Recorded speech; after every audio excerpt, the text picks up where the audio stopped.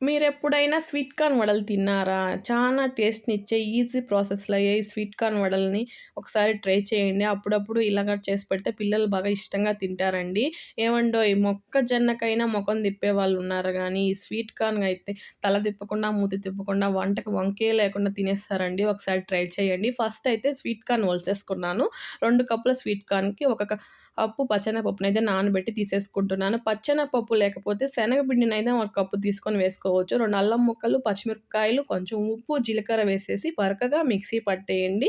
అంతేనండి. దాంట్లోకి 2 onions cut చేసుకున్నటివి, ఒక 2 టీ స్పూన్ల కార్న్ ఫ్లోర్, ఒక 1 ½ టీ స్పూన్ బియ్యపు పిండి అన్నీ వేసేసుకుంటే మనకు మంచిగా వడ కరకరలాడుతూ వస్తుంది. కరివేపాకు వేసేసి వడ సైజులో తీసుకొని మీడియం ఫ్లేమ్‌లో స్టవ్ పెట్టుకొని అంతేనండి. వడైతే రెడీ అయిపోయింది. మళ్ళీ మళ్ళీ అడుగుతున్నాను తప్పుగా అనుకోకుండా ఒక సబ్స్క్రైబ్ చేయండి, లైక్ చేయండి. బాయ్ అండి. మరో వీడియోతో మీ ముందుకొస్తాను.